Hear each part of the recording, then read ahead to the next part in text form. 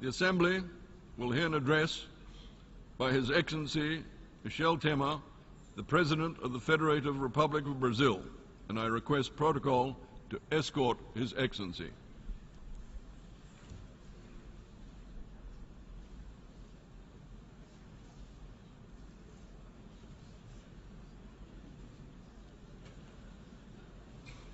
On behalf of the General Assembly, I have the honor to welcome to the United Nations His Excellency Michel Temer, the President of the Federative Republic of Brazil, and invite him to address the Assembly.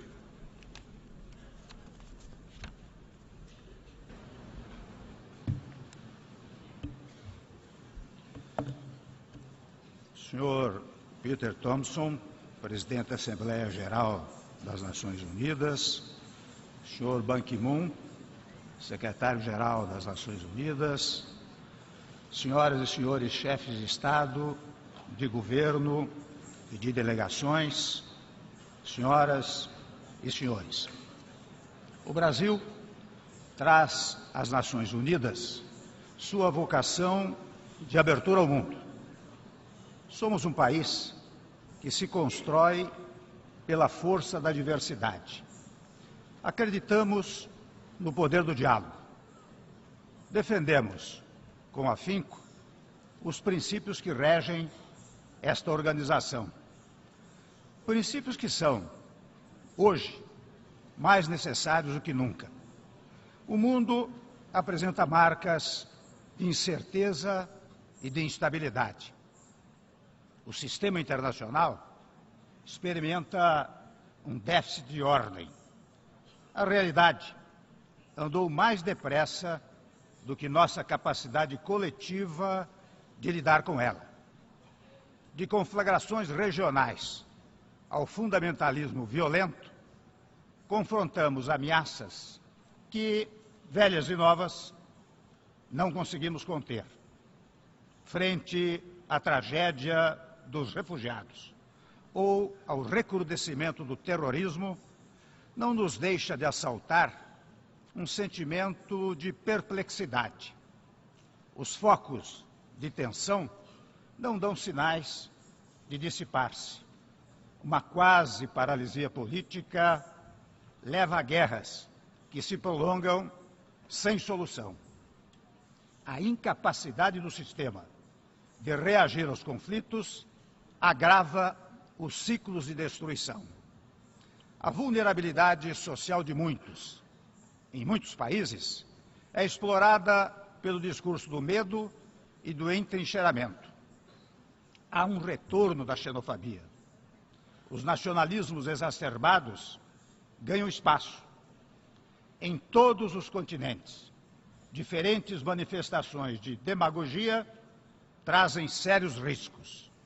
Mesmo no domínio econômico, o mundo carece de normas que atenuem as assimetrias da globalização. Muitos cedem à resposta fácil do protecionismo. Não nos podemos encolher diante desse mundo. Ao contrário, temos de nos unir para transformá-lo. Mas transformá-lo pela diplomacia. Uma diplomacia equilibrada, mas firme. Sóbria, mas determinada. Uma diplomacia com pés no chão, mas com sede de mudança. É assim, meus senhores e minhas senhoras, que o Brasil atua na nossa região e além dela. Um país que persegue seus interesses sem abrir mão de seus princípios. Queremos para o mundo, senhor presidente, o que queremos para o Brasil: paz, desenvolvimento sustentável e respeito aos direitos humanos. Esses são os valores e aspirações de nossa sociedade. Esses são os valores e orientações que também nos orientam no plano internacional. Queremos um mundo em que o direito prevaleça sobre a força. Queremos regras que reflitam a pluralidade do concerto das nações. Queremos uma ONU de resultados, capaz de enfrentar os grandes desafios do nosso tempo. Nossos debates e negociações não podem confinar-se a estas salas e corredores. Antes, devem, quem sabe, projetar-se nos mercados de Cabul, nas ruas de Paris, nas ruínas de Alepo. As Nações Unidas não podem resumir-se a um posto de observação e condenação dos flagelos mundiais. Deve afirmar-se como fonte de soluções efetivas. Os semeadores de conflitos se reinventaram. As instituições multilaterais, não. O Brasil vem alertando há décadas que é fundamental tornar mais representativas as estruturas de governança global, muitas delas envelhecidas, desconectadas da realidade. Há que reformar o Conselho de Segurança da ONU. Continuaremos a colaborar para a superação do impasse em torno desse tema. Senhor presidente, muitos são os desafios que ultrapassam as fronteiras nacionais. Entre eles, o tráfico de drogas e de armas, que se faz sentir nas nossas cidades, nas nossas escolas, nas nossas famílias. O combate ao crime organizado requer que trabalhemos de mãos dadas. A segurança de nossos cidadãos depende da qualidade da nossa ação coletiva. A guerra da Síria, por exemplo, continua a gerar sofrimento inaceitável. As maiores vítimas são mulheres e crianças. É inadiável uma solução política. Exortamos as partes a respeitarem os acordos endossados pelo Conselho de Segurança e a garantir o acesso de ajuda humanitária à população civil. Também nos preocupa, senhor presidente, a ausência de uma perspectiva de paz entre Israel e Palestina. O Brasil apoia, e o fez ao longo do tempo, a solução de 2 estados, em convivência pacífica, dentro de fronteiras mutuamente acordadas e internacionalmente reconhecidas. É responsabilidade de todos dar novo ímpeto ao processo negociador. Outro motivo, tomo a liberdade de dizê-lo, de preocupação, é a falta de progresso na agenda de desarmamento nuclear. Hoje há milhares de armas nucleares no mundo. São milhares, portanto, de ameaças à paz e à segurança internacionais. Aliás, o mais recente teste nuclear na Península Coreana não nos deixa esquecer o perigo que também representa a proliferação nuclear. O Brasil, senhoras e senhores, fala com a autoridade de um país onde o uso da energia nuclear para fins exclusivamente pacíficos é obrigação inscrita na própria Constituição. Mas, evidentemente, que nem tudo são más notícias. Há exemplos conhecidos, já citados em diferentes oportunidades, em ocasiões anteriores neste plenário, daquilo que podemos obter por meio do diálogo. Celebramos, por exemplo, a vitória da diplomacia na condução do dossiê nuclear iraniano. Encorajamos o pleno entendimento alcançado com os acordos entre o governo colombiano e as Farc. Vislumbramos o fim do derradeiro conflito armado de nosso continente. Por isso mesmo, cumprimento o presidente Juan Manuel Santos e todos os colombianos. O Brasil continua disposto a contribuir para a paz na Colômbia. O restabelecimento das relações diplomáticas entre Cuba e os Estados Unidos demonstra que não há animosidade eterna ou impasse insolúvel. Esperamos, aliás, que essa aproximação traga para toda a região novos avanços também no plano econômico-comercial. Desejamos que o reatamento seja seguido do fim do embargo econômico que pesa sobre Cuba. Este ano, senhoras e senhores, o Brasil e a Argentina celebraram o 25º aniversário de sua agência de contabilidade e controle de materiais nucleares. A agência é a única organização binacional dedicada à aplicação de salvaguardas nucleares. Como disse, aliás, o eminente secretário-geral Ban Ki-moon, trata-se de inspiração para esforços regionais e globais de eliminação das armas nucleares. Senhor presidente, a promoção da confiança entre brasileiros e argentinos na área nuclear, que acabei de exemplificar, está na origem de nossa experiência de integração. Está na base de projetos como o Mercosul. A integração latino-americana é, para o Brasil, não apenas uma política de governo, mas é um princípio constitucional e prioridade permanente da política externa. Coexistem hoje, sabemos todos, em nossa região, governos de diferentes inclinações políticas. Mas isso é natural e salutar. O essencial é que haja respeito mútuo e que sejamos capazes de convergir em função de objetivos básicos, como o crescimento econômico, os direitos humanos, os avanços sociais, a segurança e a liberdade de nossos cidadãos. São esses os objetivos que orientam a presença das Nações Unidas no Haiti.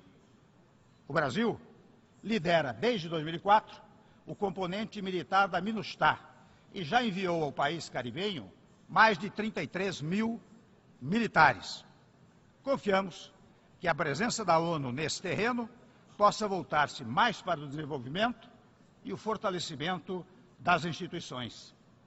A vizinhança brasileira também se estende aos nossos irmãos africanos, ligados a nós pelo Oceano Atlântico e por uma longa história.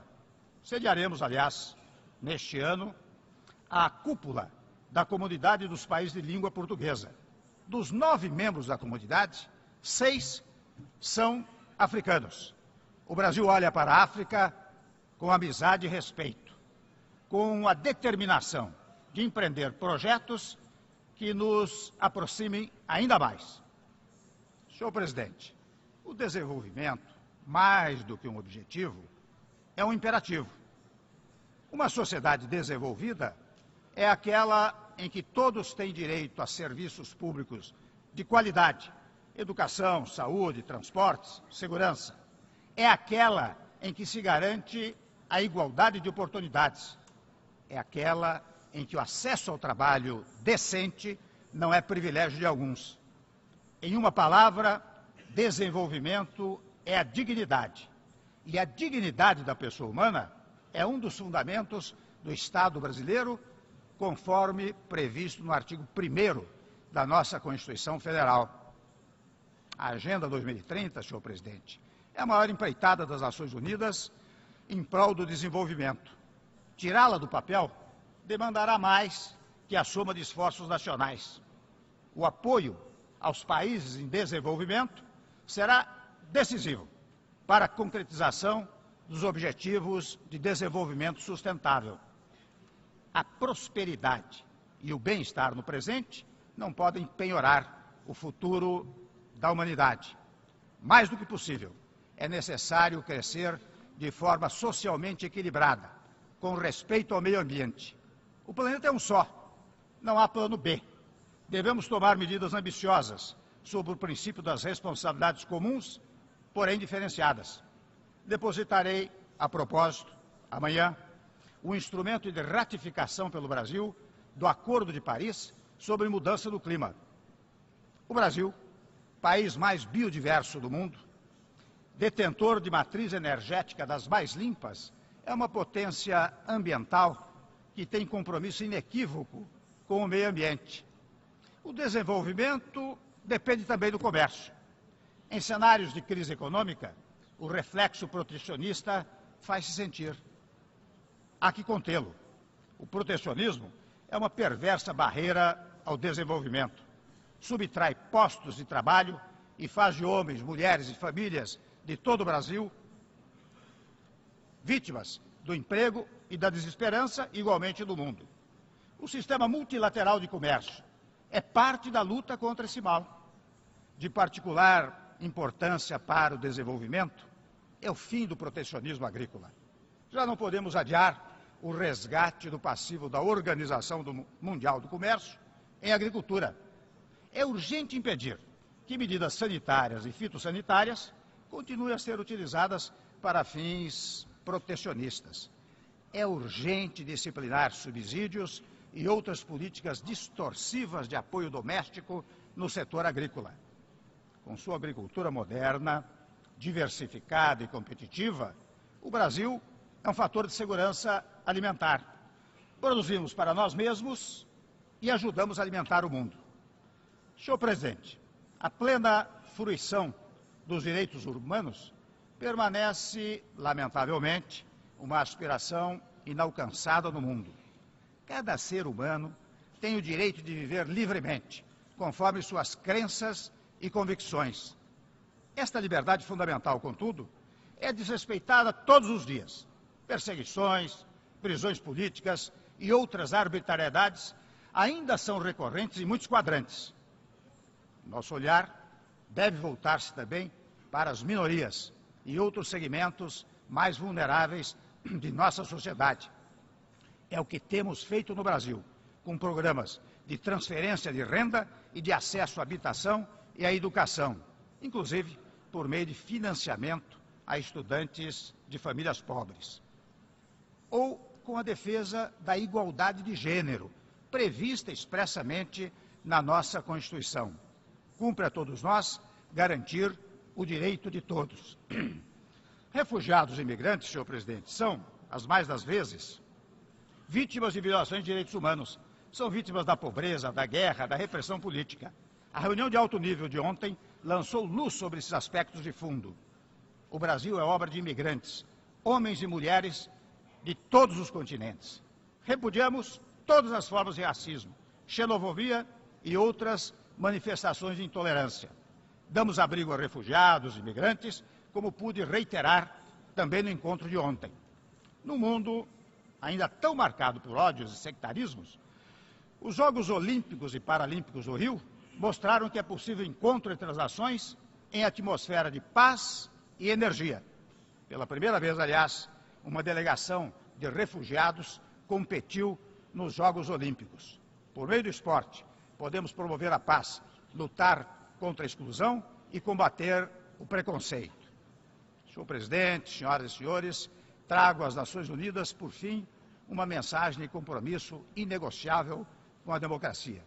O Brasil acaba de atravessar um processo longo e complexo, regrado e conduzido pelo Congresso Nacional e pela Suprema Corte Brasileira, que culminou em um impedimento. Tudo transcorreu, devo ressaltar, dentro do mais absoluto respeito constitucional. O fato de termos dado esse exemplo ao mundo verifica que não há democracia sem Estado de Direito, sem que se aplique a todos, inclusive aos mais poderosos. É o que o Brasil mostra ao mundo. E o faz por meio de um processo de depuração de seu sistema político. Temos um judiciário independente, um Ministério Público atuante e órgãos do Executivo e do Legislativo que cumprem seu dever. Não prevalecem vontades isoladas, mas a força das instituições sob o olhar atento de uma sociedade plural e de uma imprensa inteiramente livre. Nossa tarefa agora é retomar o crescimento econômico e restituir aos trabalhadores brasileiros milhões de empregos perdidos. Temos clareza sobre o caminho a seguir, o caminho da responsabilidade fiscal e da responsabilidade social. A confiança já começa a restabelecer-se e o horizonte mais próximo já começa a desenhar-se. Nosso processo de desenvolvimento passa, principalmente, por parcerias em investimento, em comércio e ciência e tecnologia. Nossas relações com países de todos os continentes serão aqui decisivas.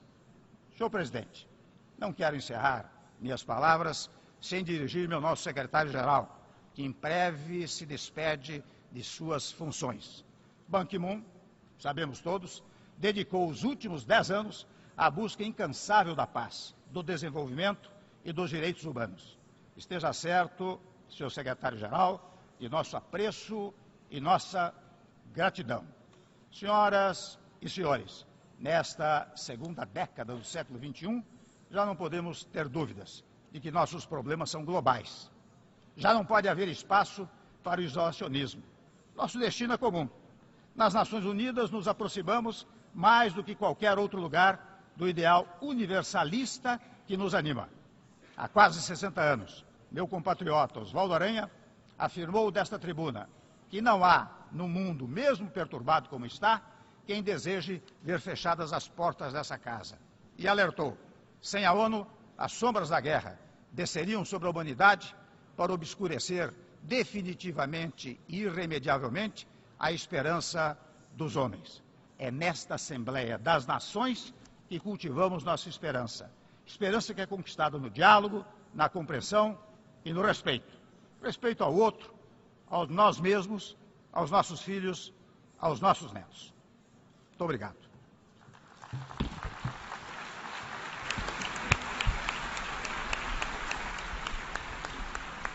On behalf of the General Assembly, I wish to thank the President of the Federative Republic of Brazil for the statement just made. May I request representatives to remain seated while we greet the President.